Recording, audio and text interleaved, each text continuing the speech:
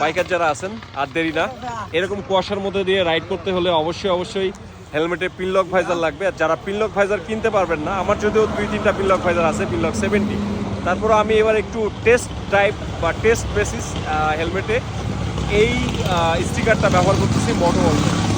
So আমার মনে হয় আমি খুবই ভালো পারফরমেন্স পাচ্ছি, আপনারাও চাইলে ট্রাই করে দেখতে পারেন। উদ্দেশ্য বা গন্তব্য ছিল হচ্ছে শেরপুর, আর শেরপুর যাওয়ার পথে এই দেখেন রাস্তার অবস্থা কি লেভেলের কুয়াশা।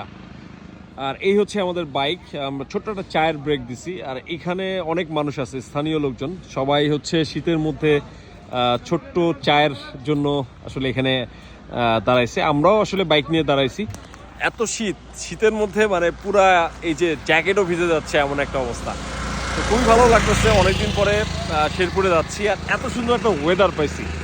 তবে মজার বিষয় হচ্ছে এরকম কুয়াশার মধ্যে দিয়ে রাইড করা অনেক বেশি পরিমাণে রিস্কি, কারণ হচ্ছে কিছুই দেখা যায় না।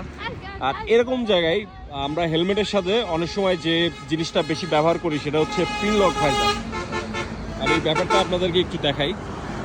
আমি এবার বাইকে for the first time pinlock ভাইজারটা ইউজ না করে যেটা করছি সেটা হচ্ছে একটা স্টিকার আমি ইউজ করতেছি আমার LS2 হেলমেটে।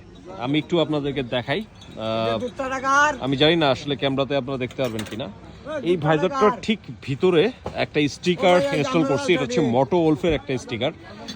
এই স্টিকারটার কাজ হচ্ছে যে এরকম কুয়াশার মধ্যে দিয়েও আপনি ক্রিস্টাল ক্লিয়ার দেখতে পারবেন। হ্যাঁ, তো আমাদের চা চলে আসছে, একটা একটা করে নিই। আর এই স্টিকারটা আমি আসলে পারচেস করছি হচ্ছে ফেয়ার অটো থেকে। সো আপনারা চাইলে এরকম কুয়াশার মধ্যে যে যদি রাইড করতে চান, ফেয়ার অটো থেকে এটা মোটো ওলফের স্টিকারটা পারচেস করতে পারেন। আর এটার সুবিধাটা হচ্ছে যে আপনি চোখ দিয়ে যেভাবে দেখবেন, হেলমেটের ভাইজার দিয়ে ঠিক সেভাবে দেখতে পারবেন। আর এটাই হচ্ছে এটার বেনিফিট।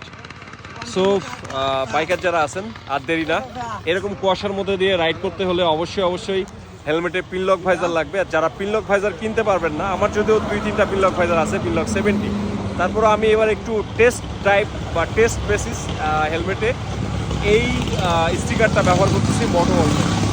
সো আমার মনে হয় আমি খুবই ভালো পারফরমেন্স পাচ্ছি, আপনারাও চাইলে ট্রাই করে দেখতে পারেন। আর অলরেডি আমাদের চা চলে আসছে। ভাই চা, হোয়াটস দ্য ফিলিং ব্রো? হ্যাঁ আচ্ছা I love you Ripon blog নাকি? আচ্ছা, চায়ের একটা ব্রেক দিয়ে দিলাম, আশা করি চাটা খুবই ভালো লাগবে। আচ্ছা দেখি চাচার চাটা কেমন। ও জোস। শীতের মধ্যে এরকম ছোটখাটো একটা চা এবং ব্রেক